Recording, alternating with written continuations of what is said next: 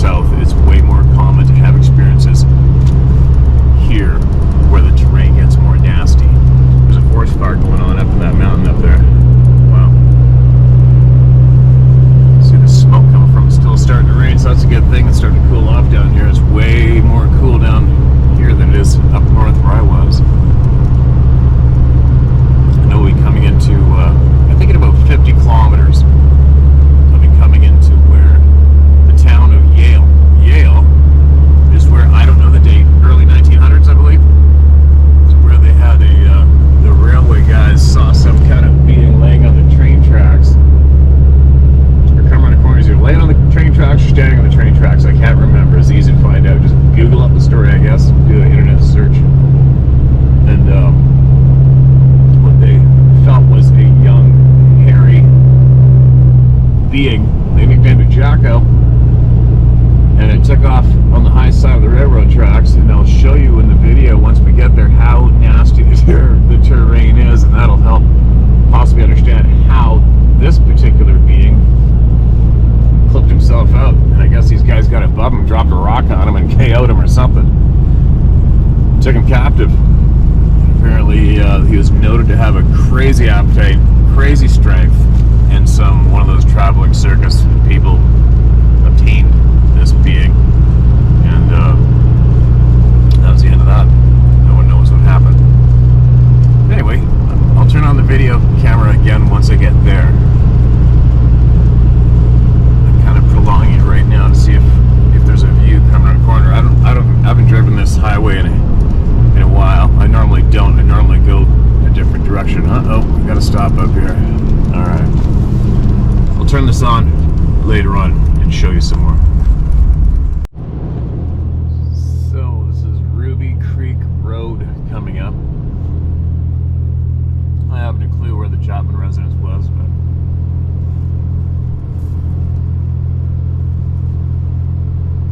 I believe this is Ruby Creek right here.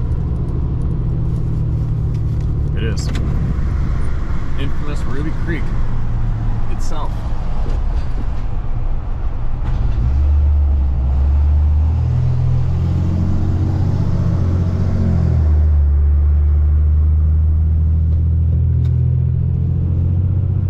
It's a First Nations community here.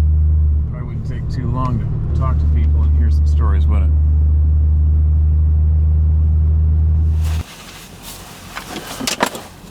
All right. Almost home. Almost home. I can't wait to get back. Took a longer route, I think, to get, well, more of a stressful route for me because when you take the #1 highway, the Fraser Canyon, it's a bit of a white knuckle journey. I'll share it here in this video. And but I went through some interesting places a lot of people have heard about before: Boston Bar, Agassiz, Yale, Hope, British Columbia. And I even took a back road through the native community along the Fraser River, and I showed everyone where Ruby Creek was.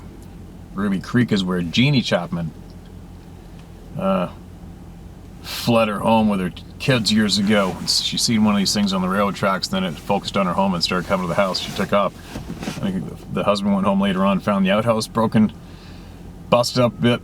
But I remember, I have to read the story again. It's a very, very popular story, made popular years and years ago, as that's when the incident took place. With one of the, I guess, when people started to verify and research this topic like it, as though it was possibly real.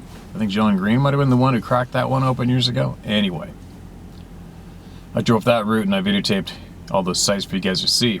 And I noted along the way, I tried to point out how British Columbia just gets nastier and nastier the south you go, or the closer you go to the coast, to those mountains. Just impenetrable forests and mountains forever. Forever. You can see in the video.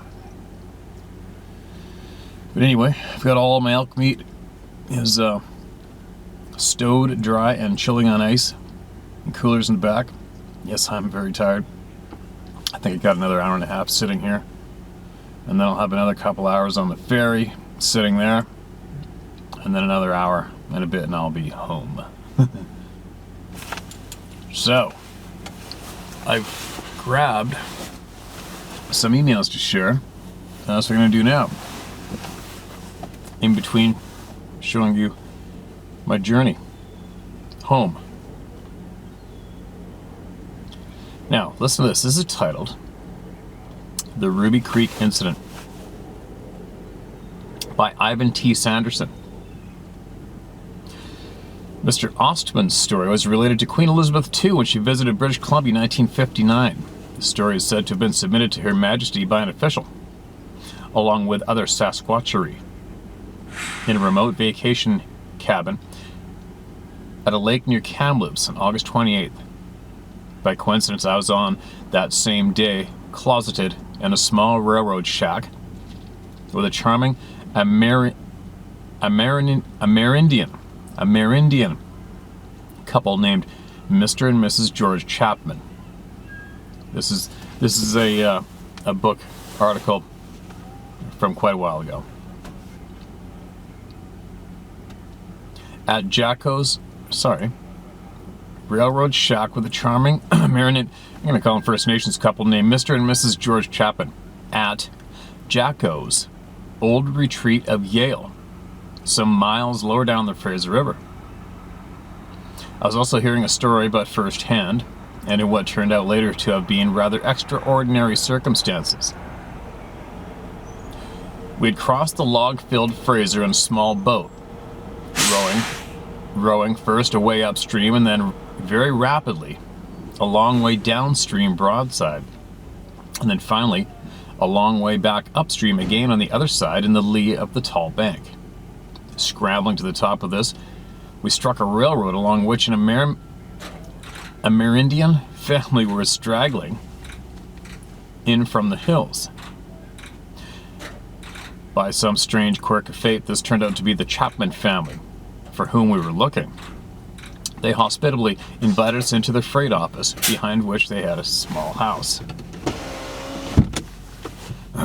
There, get rid of some of that noise, sorry. That could have been a very tense or even profitless interview for several... Really? Okay. Guy fired up his rig right beside me. Sorry. That could have been a very tense or even profitless interview for several reasons. And here we were, two pale faces with locally odd accents. Robbie Christie, though born in New Jersey, has ranched in Colorado, wears a Texan-type hat, and has a vaguely British accent. While I talk a sort of a bastardized Anglo-Saxon with an American intonation and a British accent, neither of which are popular in Canada, who had met up with a reticent Amerindian couple, apparently quite by chance on a railroad track, and who now had suddenly demanded to hear the facts of a series of incidents that had happened to these good people 18 years before. Somehow, however, and perhaps due mostly to a kind of a mild shock, we all got off on the right foot, and within a surprisingly short space of time, Mrs. Chapman was recounting those terrible hours with complete clarity, only every now and then being mildly corrected by her husband, or having her account augmented by details which she had not witnessed.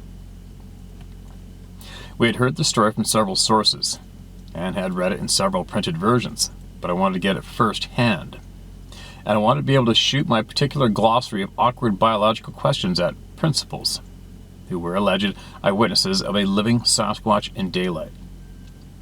It is just as well that we crossed the Fraser River just when we did, and so met the Chapmans, because about a month afterward they were drowned crossing at the same spot late one night. I didn't know that. That is so sad. I did not know that. That is so sad. The irony and tragedy of this event upset me greatly, for, as I have said, I have a great liking and respect for the Amerindian peoples, and I not only found this couple graciously natured and friendly, but they also impressed me, as very few other people have ever done, with their sincerity and honesty. The Chapman family at the time of the incident consisted of George and Jeannie Chapman and 3 children. Mr. Chapman worked on the railroad, They lived near a small place called Ruby Creek, 30 miles up the Fraser River from Agassiz. It was about 3 in the afternoon of a cloudless summer day when Jeannie Chapman's eldest son, then aged 9, came running to the house saying that there was a cow coming down out of the woods at the foot of the nearby mountain. The other kids, a boy aged 7 and a little girl of 5, were still playing in a field behind the house bordering on the railroad track. Mrs. Chapman went out to look, as the boy seemed oddly disturbed, and then saw what she at first thought was a very big bear moving about among the bushes bordering the field beyond the railroad tracks. She called the 2 smaller children, who came running immediately. Then the creature moved out into the tracks, onto the tracks, and she saw to her horror that it was a gigantic man, covered with hair, not fur. Let's say that one more time. That it was a gigantic man, covered with hair, not fur. The hair seemed to be about 4 inches longer all over, and of a pale yellow-brown color. To pin down this color, Mrs. Chapman pointed out to me a sheet of lightly varnished plywood in the room where we were sitting. This was of a brownish ochre color. This creature advanced directly toward the house, and Mrs. Chapman had, as she put it, quote, much too much time to look at it, end quote, because she stood her ground outside while the eldest boy, on her instructions, got a blanket from the house and rounded up the other children. The kids were in near panic, she told us, and it took 2 or 3 minutes to get the blanket, during which time the creature had reached the near corner of the field, only about 100 feet away from her. Mrs. Chapman then spread the blanket and, holding it aloft so that the children could not see the creature or it them. Smart woman, huh? Mrs. Chapman then spread the blanket and, holding it aloft so that the children could not see the creature or it them, she backed off at the double to the old field and down onto the river beach, out of sight, and then ran with the kids downstream to the village. I asked her a leading question about the blanket. Had her purpose in using it been to prevent the children seeing the creature, in accord with an alleged Amerindian belief that to do so brings bad luck and often death? And her reply was both prompt and surprising. She said that, although she had heard white men tell of that belief, she had not heard it from her parents or any other of her people, whose advice regarding the so-called Sasquatch had been simply not to go farther than the certain points up certain valleys, to run if she saw one, but not to struggle if one caught her, as it might squeeze her to death by mistake. Creepy. No, she said. I used the blanket because I thought it was after one of the kids, and so might go into the house to look for them instead of following me. This seems to have been sound logic, as the creature did go into the house, and also rummaged through an outhouse pretty thoroughly, hauling from it a 55-gallon barrel of salt fish, breaking this open and scattering its contents about the outside. The tragic irony of it is that all these original 3 children did die within 3 years. Well, as I have said, a month after we interviewed them, the Chapmans and their new children drowned as well. That is frickin' brutal. Mrs. Chapman told me that the creature was about 7 feet tall. She could easily estimate the height by the various fence and line posts standing about the field. It had a rather small head and a very short, thick neck.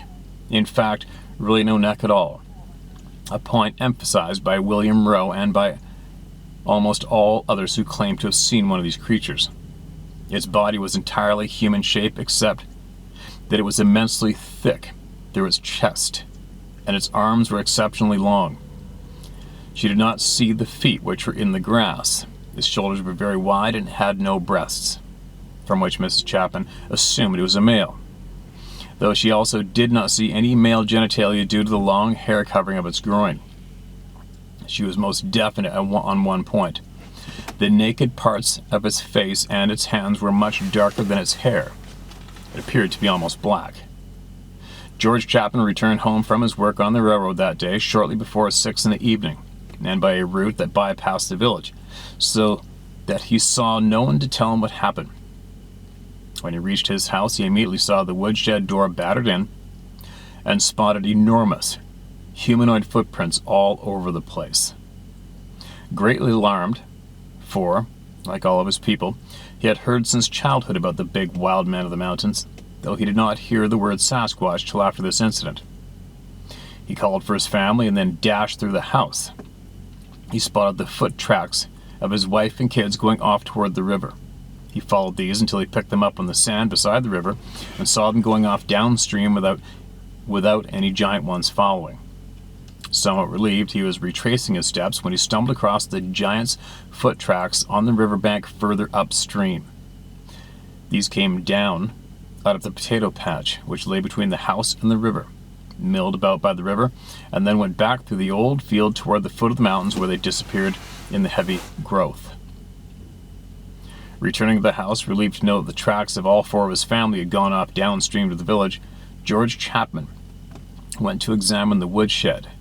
In our interview, after 18 years, he still expressed valuable astonishment that any living thing, even a 7'6" man with a barrel chest, could lift a 55-gallon tub of fish out of the narrow door of the shack and break it open without using a tool.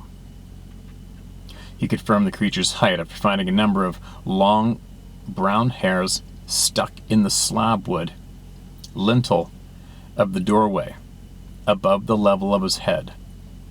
George Chapman then went off to the village to look for his family. He found them in a state of calm collapse. He gathered them up and invited his father-in-law and two others to return with him for protection of his family when he was away at work. The foot tracks returned every night for a week, and on 2 occasions the dogs the Chapmans had taken with them, set up the most awful racket at exactly 2 in the morning. The Sasquatch did not, however, molest them or apparently touch either the house or the woodshed. But the whole business was too unnerving, and the family finally moved out, and they never went back. After a long chat about this and other matters, Mrs. Chapman suddenly told us something very significant just as they were leaving. She said, "It made an awful funny noise." I asked her if she could imitate this noise for me, but it was her husband who did so, saying that he had heard it at night twice during the week after the first incident. He then proceeded to utter exactly the same strange gurgling whistle that the men in California who had told us they had heard an Oma, or Bigfoot, call, had given. This is a sound I cannot reproduce in print, but I can assure you that it is unlike anything I've ever heard given by man or a beast anywhere in the world. To me, this information is of the greatest significance that an Amerindian couple in British Columbia should give out with exactly the same strange sound in connection with a Sasquatch that 2 highly educated white men did over 600 miles south in connection with California's Bigfoot is incredible. If this is all hoax or a publicity stunt or a mass hallucination, as some people have claimed, how does it happen that this noise, which defies description, always sounds the same no matter who has tried to reproduce it for me? From a book called The Abominable Snowman Legend Come to Life by Ivan T. Anderson. There you go. Just thought I would Google that one up and share it with you guys, seeing as how we just drove by there. So there you go. It's a long time ago. There you go, blink of an eye. Passing through Ruby Creek. Now it's going to be flat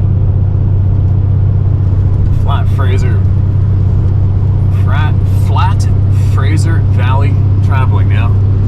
Nothing overly exciting from here on in. More farm country and bigger farms than the big city.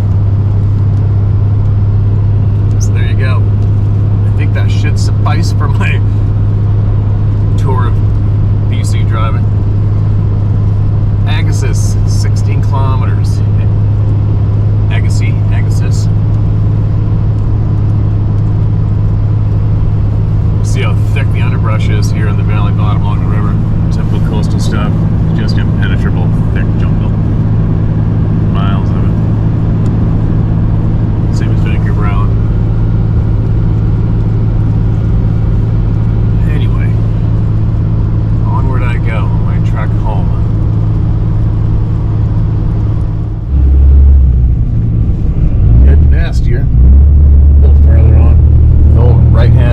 valley, top of that mountain, smoldering away. Looks like there's smoke sitting down the bottom of the valley there. I don't know what's going on here. A bunch of construction, I guess. Thought we were in for a big view right there. Maybe coming up. You can see, I think you can see the mountain smoldering away on the top. That whole thing. Looks like it got pretty hot over there. Especially downriver. Holy cow, the mountain's just black down there.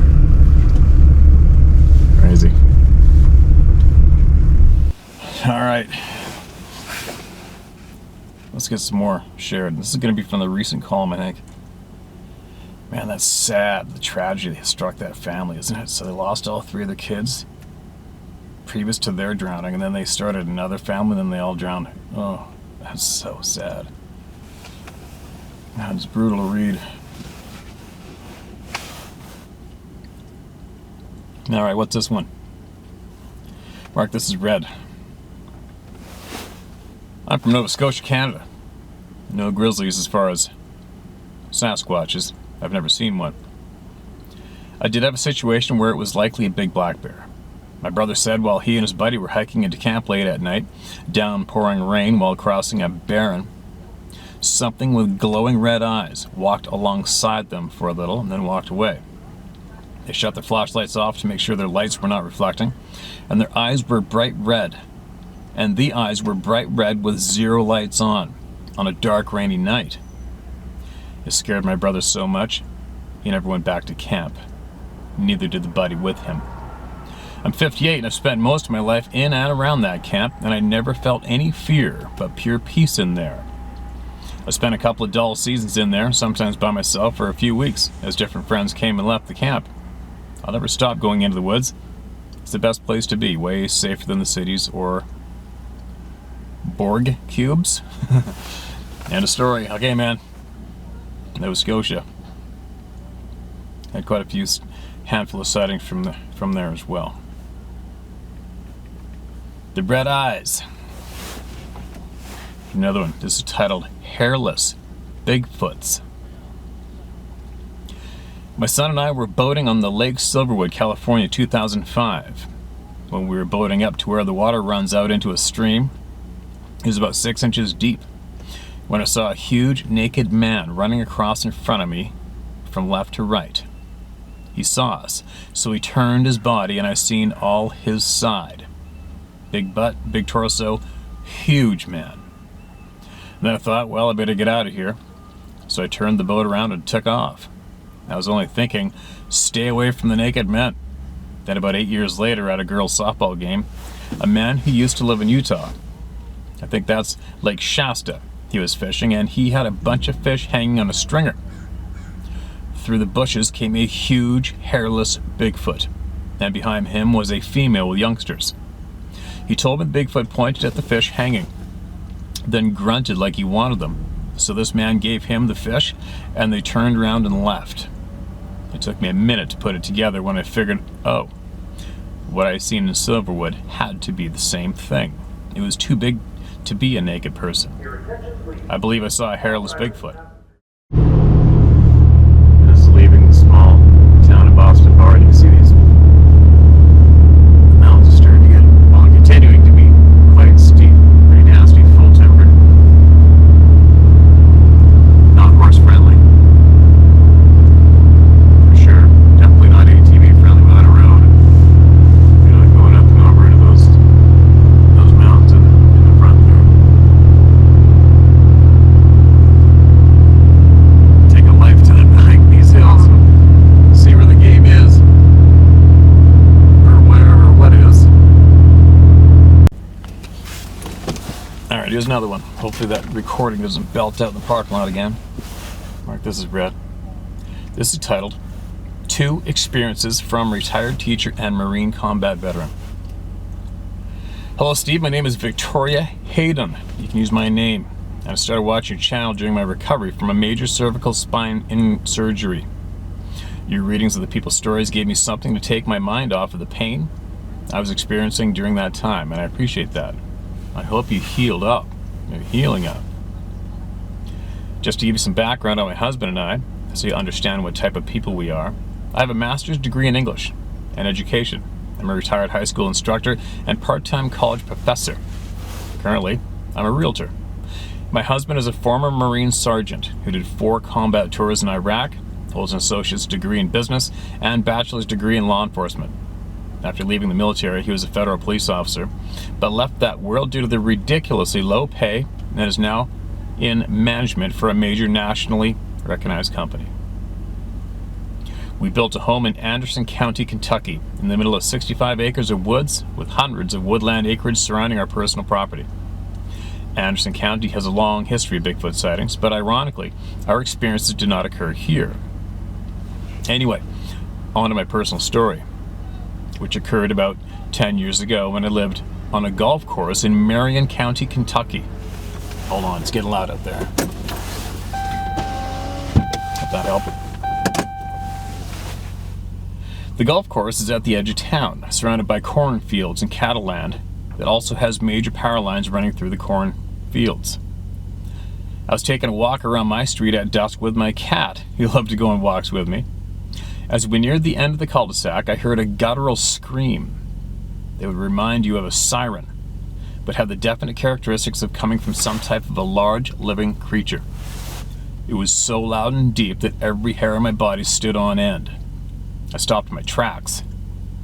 After just a few moments, it started again. So I grabbed my cat, who weighed about 20 pounds, LOL, and ran with him in my arms all the way to our house. There were a total of 3 screams as we made our way back. This incident sparked my curiosity. So from then, I began to camp in different locations with a group of friends, just to see if I could ever hear that again or possibly get some answers. Fast forward, it was 7 years. My now husband was my fiance at the time.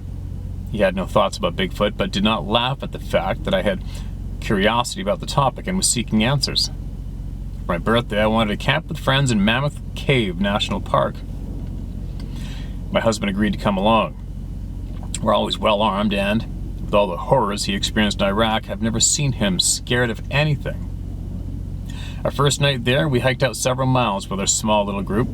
We like to talk on our travels through the trails, stop, make a fire, and just listen to the night sounds. While sitting by our fire deep in the woods surrounding Mammoth Cave, we heard a low growl off in the distance. My husband wanted 2 of my friends down the trail in that direction, while I stayed with 1 or 2 others by the fire. When they arrived back, I could tell by their pace and facial expressions something had gone terribly wrong. One of my friends had a thermal camera with them and gave it to my husband as they were on their way back up the trail to our location. As he handed it over, they all heard something hit the gravel on the trail. My husband swung in that direction with the thermal and saw a huge creature. He estimated 7 to 8 feet, quote, spider crawling, end quote, across the path. He said he only caught it as it crossed the second half of the trail on all 4s. It was gone in a couple of movements, with its belly area inches off the ground. It did not move like a bear, more like a large ape, and had no tail. There was no time to even hit the record button. Needless to say, their instincts prompted them to get out of there. The only other thing they heard were hundreds of acorns falling from the trees after whatever that thing was had cleared the trail. It sounded as if it had crashed or climbed into the trees as it exited. This is the only time in years I've known my husband that I've seen fear and disbelief in his eyes. He grew up off 9 Mile in Detroit, spent years in combat, but this experience changed his way of viewing our world. He said, and I quote, "In Iraq, I knew who I was fighting," end quote. He could not even process what he saw out there. As soon as we got home, he did a rough sketch of the spider crawl and immediately ordered a thermal imaging device. I've attached a photo of the sketch with this email. He's not an artist by any means. We don't let the experience keep us out of the wilderness, though. We frequently walk the trails on our property here in Anderson County, Kentucky, and enjoy the wildlife around us with our 2 rescued German Shepherds and 3 cats. Hope this message will help others out there who may feel afraid to share their stories or make sense of strange things they have heard or seen. Excuse me. have included a photo of us enjoying our property as well. If you and Sarah are ever in central Kentucky, feel free to give us a shout. We'll give you a secluded place to stay during your travels. God bless Victoria Hayden. Victoria, absolutely appreciate you and your husband coming forward and sharing your honesty with us. I don't recall seeing any pictures, but I will hopefully be able to go back in my inbox before I post this and find the photos and I'll include them. Thank you so much for that offer to stay at your place, and we'll take you up if we're ever in Kentucky for sure.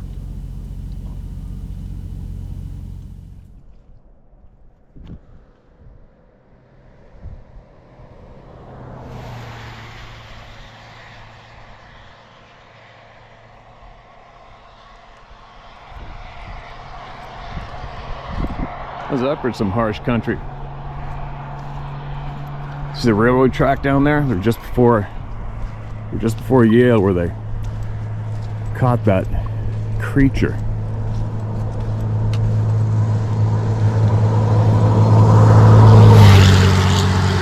Ooh, it's a drop.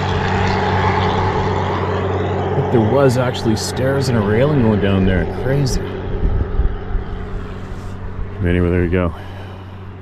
Some nasty big mountains, and you just can't get up there and you can't get in there. Well, you can if you're really determined. Pretty nasty. A lot similar to where I was living in Pemberton, Whistler. Alright, moving along.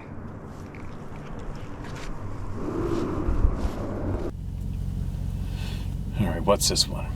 Man, these rigs around me, I've got the refrigeration units going and their motor going to power those. Lots of noise around. Hopefully you can hear me clearly though, right? Vindication for My Dad. I love that title. Salutations, Steve, from Pearl River, Louisiana. Feel free to use my name. I ain't scared. My name is Darren Kennedy. I'm 65. I lived in both Washington and St. Tammany parishes, our equivalent of counties, my entire life. They are adjacent to each other and contain large tracts of river swamps. They're also adjoined as gigantic wildlife management area. You may have come across stories and maybe even private footage of what is known in these parts as the Honey Island Swamp Monster that has been seen by multiple hunters, campers, etc. The two rivers are the Pearl River and the Bogue Chitto, and are surrounded by vast tracts of land that vary from slope banks to steep embankment. A great uncle of mine was interviewed by Leonard Nimoy's program, the name of which I forget, to hear his story of having witnessed a family of 3 sabe while trapping in one of the areas mentioned back in the late 1960s. Until I stumbled onto your videos, which I now watch and enjoy regularly, I didn't realize how plentiful these sabe are, nor did I realize that they might be closer to civilization than I'd ever have believed. I've never seen any of them, but I've experienced a sudden onset of unexplained terror while exiting an area that I had built a blind in at dusk. I was only armed with a Glock 19 as it wasn't actual open season yet, and I felt completely helpless during the event. When I finally got to my vehicle, not only was I in tears, but I felt as if I was being laughed at as I drove away. It took every fiber of motivation to have to stop either side of the vehicle and locked the gate properly when I got to that spot. Another time I misjudged how much daylight I had left when I climbed out of my tree stand while bow hunting and wound up walking home in the dark. Ordinarily that wouldn't and didn't bother me until something very large and what seemed bipedal began pacing me in a creek bottom to my left. Because I was unable to see and had no flashlight, I had also had a recent encounter with a rather large Florida panther that nobody believed I saw, and felt rather awkward, which also meant afraid, lol. It was becoming a really uncomfortable situation. I would run, and it would also run. And when it would stop, which I only did because I was out of breath, it would stop too. About that time, panic was about to get the best of me. A log truck came along and gave me a ride. I did not tell the guy about the scare, but I thanked him about 1,000 times for the ride, no doubt. Now, the explanation of the title of the story. When I was a kid, my dad told, and over the years repeated, a story of something he saw not far from where I currently live, which was not near any of these areas previously mentioned. This happened somewhere around 1995 in Evans Creek, Louisiana, when my dad was about 15 years old. He was shooting squirrels with his dad's .22 revolver on an oak ridge that butted up to a swamp bottom below. He said that suddenly, something very large, white, and covered in feathers, caps lock, come up the ridge toward him in a menacing fashion and terrified him. Bear in mind that he lived in the woods and was afraid of very little based on other people's descriptions of him over the years. He said he took off running, dropped his dad's pistol, and didn't stop until he ran past his brothers and into his bedroom that he shared with them, and slammed the door before laying trembling in the bed. He was too scared to tell them what happened until my granddad jumped his ass about not having his pistol when he returned home. When he explained dropping it while describing this huge white booger with feathers, his dad made him go back and retrieve it. He agreed to go only if his brothers would go with him because he was too scared to go back there alone. Later, all his buddies had gathered up at his house like on the old Frankenstein movie, armed with sticks and pitchforks and other shit you could put somebody's eye out with, and set out on an unsuccessful booger hunt, of which they were all probably secretly thrilled about. Now, that story was repeated without any variation throughout the years until he passed away at the age of 46 of a rare cancer. About 2 years or so later, I was watching a program similar to the one where my relative had been interviewed. Now, although I had heard and believed my dad's story, I'd never given any real thoughts as to what the thing that he saw could have been. So imagine after years hearing the description, quote, big, white, and had feathers all over it, end quote. Then one of the guests on the show I was watching said that while hunting, he saw something big, white, and covered with feathers.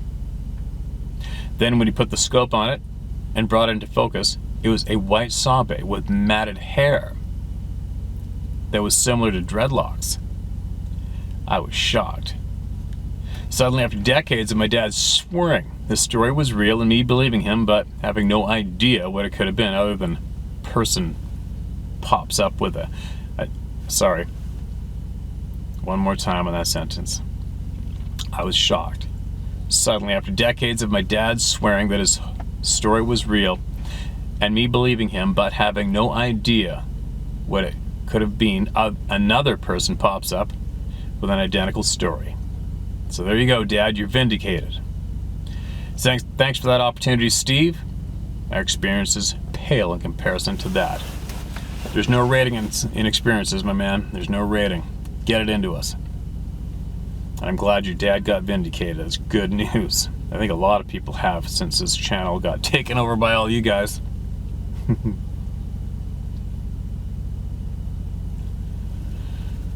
Alright, I'm getting hot. I gotta crack some windows open, maybe get this jacket off. Cool this truck off a little bit, and then I'll be back again.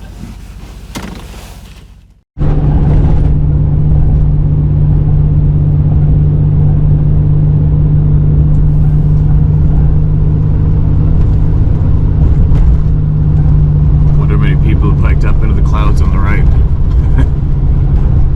Not many, if any.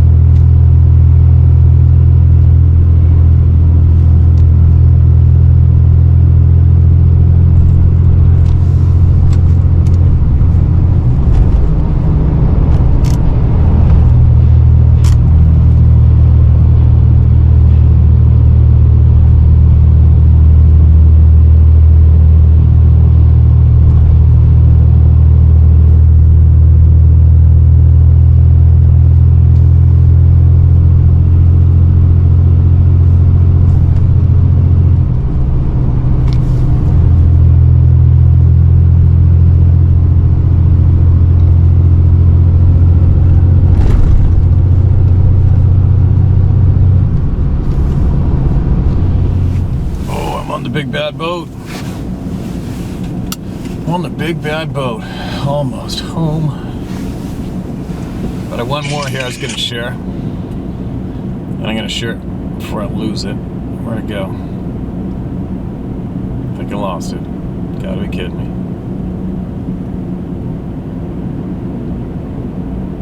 I did too, didn't I?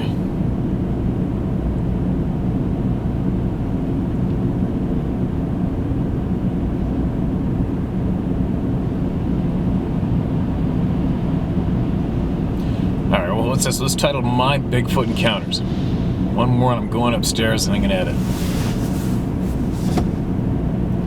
Hi Steve, my name is Bob. I used to live on my dad's ranch above the town of Covello, California in the mid-1990s. We ran hounds in the fall and winter and grew pot in the summer. We were way off the beaten path down an old logging road and had a nice off-the-grid setup. I first encountered tracks that looked like a barefoot person in the early spring of '94. They were coming down and going from our main spring. They weren't huge, but bigger than a normal person and real wide. I showed my dad and one of our partners. They thought it was odd, but we didn't think much of it. Late one fall, I had set up a huge drying tent and had a large generator running some fans and dehumidifiers. I had several people helping me trim and needed to run up to the ranch house for scissors and rubbing alcohol. I always carried an old 12-gauge pump around. I hopped on my four-wheeler and started up the road. The ranch house was set in a 20-acre meadow with a couple of large trout ponds below it.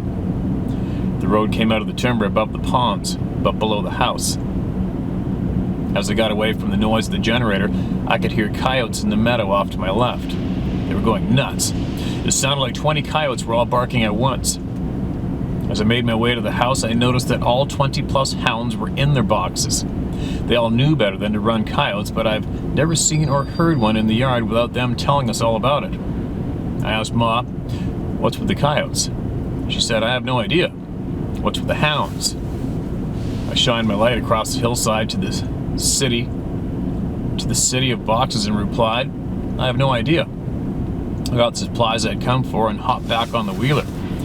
As I rode back, my headlights swept across the meadow where the coyotes were. I didn't see anything. But as my headlights swept past an old outhouse near the trees, my blood ran cold. It was the head and shoulders, taller than the outhouse, and tried to hide behind it as I sped by. It stunk, and it scared me so bad that I dropped the bag I had in my hand. I watched to make sure it wasn't going to jump me. It peeked out from behind the outhouse as I went by. I was so freaked out that I forgot about the shotgun under my butt. Now I was stressed out because I live here. I didn't tell anyone about it for a few days. I did go get a Polaroid out of the truck. I did go get a Polaroid of the track, and it was huge. The outhouse was 4 foot wide, 4 foot deep, and 8 feet tall, making this Bigfoot 10 foot plus tall. We lived there for years after this, and although my family gave me the laugh when I started carrying a 44 mag everywhere I went, it wasn't too long before my dad was a believer. I came home from town one late afternoon and he had been watching a group of hogs through the spotting scope, way high on a ridge above the house. I'll never forget the look on his face when he apologized for laughing at me. He told me that the thing had killed a large pig right in front of him and slung it over his shoulder. It turned and looked right at him from a mile away, and then jumped a 12-foot wide ditch and disappeared into the timber. Our encounters were always in the early spring and late fall. They live in the high country during the summer and down in the Yale River during the winter. I have a lot more stories, but I don't want to make this too long. God bless you for what you're doing. Jim Emerson. Okay, dude, well, you know what? You got to write us more, all right? You got to share us all with all you got, if you can. I want to hear it. And I am very curious as to how it killed the hog. I got a sneaking suspicion it either slapped against the tree or grabbed it and beat it against a tree. That's going to be my guess. Hopefully your dad shares more, and I wonder if your dad's even watching his channel now. Who knows? But I'm definitely looking forward to hearing more of what you know through your eyes and ears. All right, man? And your dad. and whoever else. I don't give a shit. Just get it to us. Get everything you got to us if you can. Appreciate you. There you go. Now I'm going upstairs onto the deck. See if I can find a place where I can plug in my laptop. Mind my own business. See if I can get this edited up. Help kill time on the boat ride over, which is an hour and 45 minutes or something. So there. Next time I do this, it'll be back in the man cave. Crazy. With Adventure Doggy. Alright, dropping down into Yale. These mountains and the access just keep getting harsher and harsher.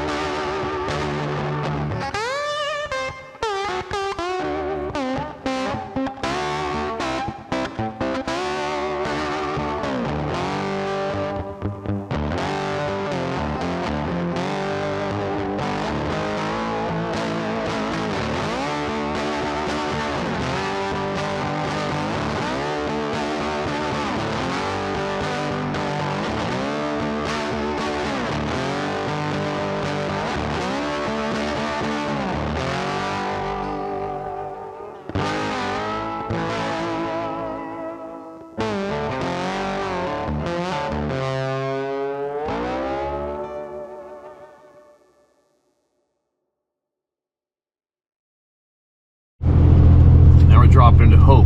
Now Hope is right along the Fraser River, but now it's way more easier accessible country for human beings down here. So now you're gonna get a more populated area, a lot more people, and it's also very much easier access to the salmon in the fall. I'm gonna take a back road instead of taking the highway through Hope. I'm gonna hang